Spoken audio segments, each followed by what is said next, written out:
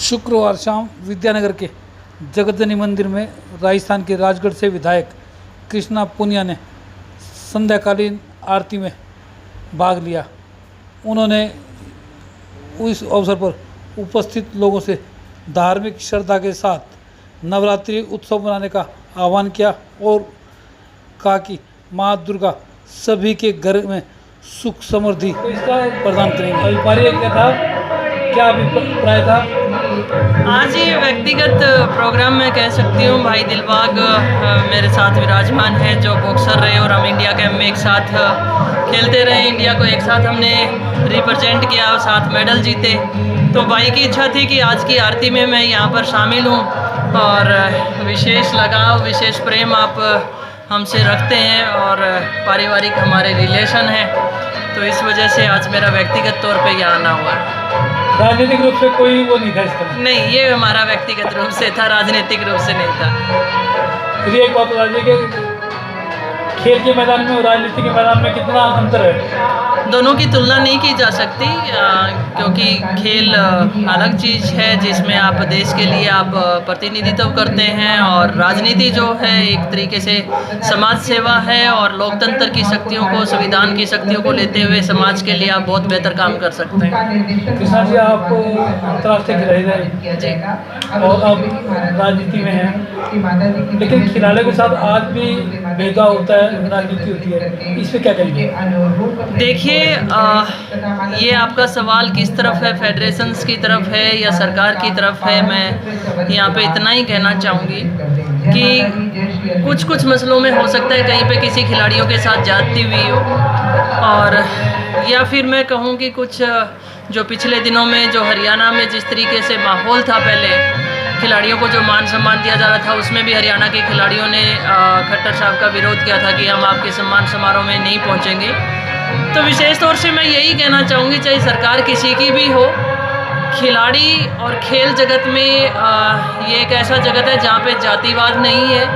सिर्फ़ और सिर्फ एक ही भावना होती है कि हम देश के लिए मेडल जीतें, राष्ट्रगान बजवाएं, अपने राष्ट्र ध्वज का मान रखें। तो विशेष तौर पे ये एक ऐसा फील्ड है जिसमें हमें इन सब चीज़ों को नहीं लेकर आना है और देश की को सर्वोपरि मानते हुए हमारे जितने भी खिलाड़ी हैं उनको आगे बढ़ाने का काम करना चाहिए। 145 करोड़ के देश में आशा तय की जाती है कि हम 100 स्वर्ण पदक जीतें, लेकिन जब ओलंपिक में जाते हैं तो किसी खिलाड़ी का कोई इक्विपमेंट खराब हो जाता है, उसके पास सेकेंडरी में कुछ नहीं है। किसी खिलाड़ी को डोपिंग में निकाल दिया तो उसकी वकालत भी की जाती है, जबकि दूसरे देशों में वकालत की जाती है खिलाड़ी की।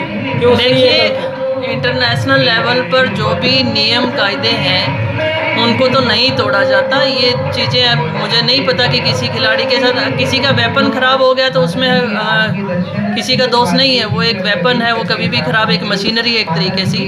दूसरा, आपने कहा कि 130 करोड़ की आबादी में हमारे मेडल, आप जब कभी भी कोई भी कॉमनवेल्थ गेम, एशियन गेम या ओलंपिक होते हैं तब तो आप मेडल की बात करते हैं, लेकिन बाकी के जो 4 साल होते हैं उसमें मैं व्यक्तिगत तौर से आपसे ही पूछना चाहती हूँ कि आपने अपने परिवार में बच्चों को कभी खेलने के लिए खेल मैदान में उतारा क्या?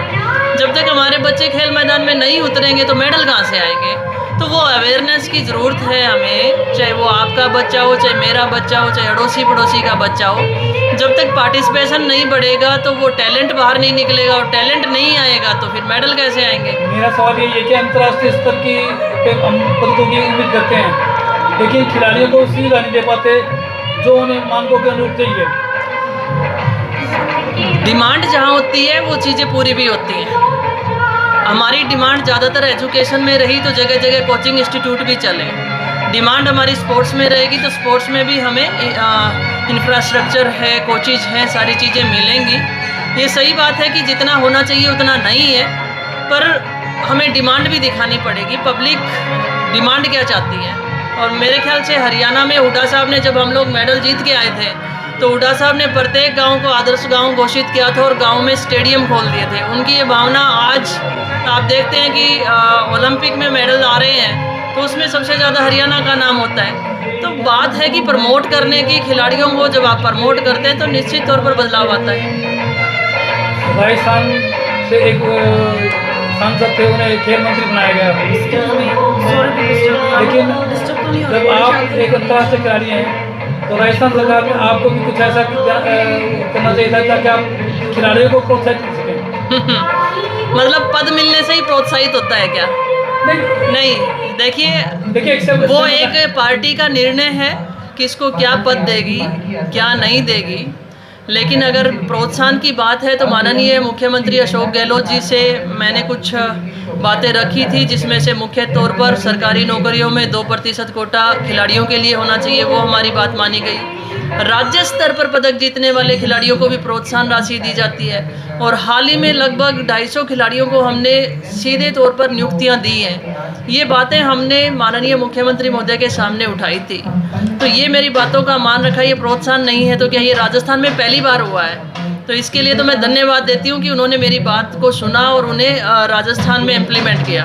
किरण जी, आप ये नहीं मानती कि संवैधानिक पद होने के बाद आप दोगुनी शक्ति से काम कर सकती खिलाड़ियों के लिए? देखिए, पहली बात तो मैं ये कहना चाहूँगी कि मंत्री कुछ ही बनते हैं। अब मैं कहूँ कि फलाने को बना दिया मुझे नहीं बनाया तो वो गलत है।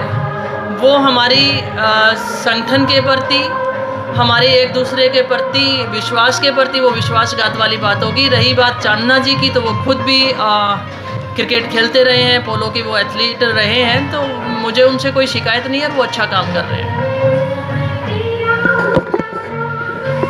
ये थी राजस्थान की विधायक कृष्णा पुनिया। उन्होंने आध्यात्मिक बातों के साथ साथ खेलों के बारे में, खिलाड़ियों के बारे में भी जानकारी दी। दैनिक जनजागरण के लिए अजय सैनी, कैमरामैन नरेंद्र कुमार के साथ भिवानी। इस मंदिर की स्थापना कब हुई थी जी, और जो मूर्ति की स्थापना हुई है उस पर कितनी लागत आई है? मंदिर की स्थापना तकरीबन 3 से 4 साल हो चुके हैं, और जो स्वर्ण स्थापना हुई है, स्वर्ण माता का विग्रह स्वरूप की जो स्थापना हुई है वो तकरीबन 93 लाख की लागत से कराई गई है। और मंदिर की स्थापना का तकरीबन 3 से 4 साल हो चुके हैं, और इसमें जो स्वर्ण विग्रह की स्थापना हुई है वो तकरीबन 93 लाख की लागत से हुई है।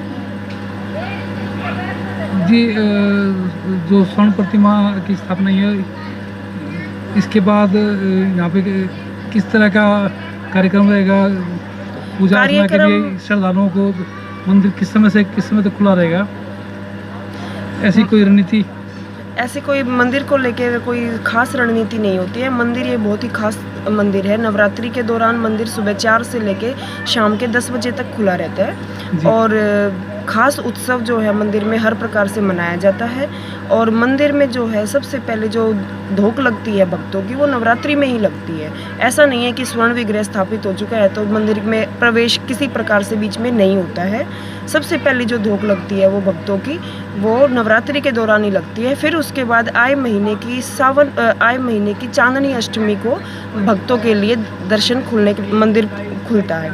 उसमें जो है दर्शन के लिए जो स्वर्ण प्रतिमा है पूनम जी, उसके दर्शन, उनके दर्शन नवरात्रि में और आए महीने की चांदनी अष्टमी को ही प्राप्त होंगे। अच्छा, तो जब तक वो भवन गर्भगृह बंद रहता है। गर्भगृह बंद रहता है? हाँ जी। तो ये कितने फुट नीचे है गर्भगृह? ये तो जी आज तक हमें भी नहीं पता। प्रवेश गर्भगृह में आज तक किसी ने नहीं किया है। गर्भगृह के सामने से जो है दर्शन प्राप्त होते हैं। प्रवेश हर प्रकार से वर्जित है। आरती, संध्या आरती से शुरुआत होती है। चाहे भक्तों को भले ही दर्शन प्राप्त ना हो अंदर आए दिन, पर उनको आरती में सम्मिलित होने से ही उनको अत्यंत खुशी का अनुभव होता है। उसी में उनको संतुष्टि प्राप्त हो जाती है। पूनम जी, जो मंदिर की प्रबंधन कमेटी है, हाँ जी, वो किस तरह से कार्य करती है? कार्य तो इस हिसाब से है कि जो भी उत्सव होते हैं, नवरात्रि उत्सव होता है, माता जी के जितने उत्सव होते हैं या और भी जो त्यौहार है वो मनाए जाते हैं, पर दर्शन जो है वो सिर्फ नवरात्रि और आई महीने की अष्टमी को ही खुलते हैं। आपने बताया ना कि आप मूल रूप से दिल्ली से हैं और कभी कभार आते हैं? नहीं, कभी कभार नहीं आती। मैं संभालने के लिए आती जाती रहती हूँ, चाहे मुझे डेली भी आना पड़े ज़रूरत के अनुसार, और या मुझे महीने में एक बार ही आना पड़े। वो निर्भर करता है कि व्यवस्था कैसी है और किस प्रकार से उत्सव मनाया जा रहा है। तो और आप मंदिर में कब से मेरा नाम पूजा अर्चना कार्य करते हैं? मेरा नाम मुकेश है, और जब से मंदिर की स्थापना हुई मैं तब से मंदिर में सेवा कर रहा हूँ, पूजा अर्चना कर रहा हूँ। तो गर्भगृह में जो लोग दर्शनार्थ आते हैं जी, उनके लिए कोई नियम नियम मंदिर के इस प्रकार हैं कि मंदिर सिर्फ नवरात्रि और महीने की अष्टमी को खुलता है या स्पेशल त्योहारों पे खुलता है, और गर्भगृह के अंदर से जो दर्शन होते हैं वो सिर्फ नवरात्रि में होते हैं। अष्टमी को दर्शन होते हैं वो झरोखे से होते हैं। इसी प्रकार की प्रणाली है दर्शन। हमारा जो श्रद्धालु हैं वो जो प्रतिदिन आते हैं उनके लिए क्या सुविधा है? प्रतिदिन जो आते हैं उनको बाहर से ही माता जी की आरती प्राप्त होती है। माता की आरती, अरदास, प्रसाद जो भी हो बाहर से ही प्राप्त होता है। उनको हर दिन जो प्रतिदिन आते हैं उनको अंदर का प्रवेश नहीं होता किसी को भी। सिर्फ पूजा पाठ के लिए पंडित पुजारी अंदर जाते हैं। वो बाहर परिसर के जितने देवी देवता हैं, बाहर की जितनी पूजा पाठ है वो सब करते हैं। बाकी आमजन के लिए रोज़ के लिए कोई भी दर्शनों की व्यवस्था नहीं है। वो सिर्फ नवरात्रि और अष्टमी को। तो स्वर्ण प्रतिमा जो बनाई गई उसके दर्शन कब कब होंगे? अब नवरात्रि को हर रोज़ पूरी नवरात्रि माता जी के स्वर्ण विग्रह के दर्शन होंगे। अष्टमी को शायद अभी उनका पता नहीं, पक्का नहीं है कि अष्टमी के दिन माता के स्वर्ण विग्रह के दर्शन होंगे या नहीं, पर नवरात्रि का तो फिक्स है कि उनको हर रोज़ दर्शन होंगे माता जी।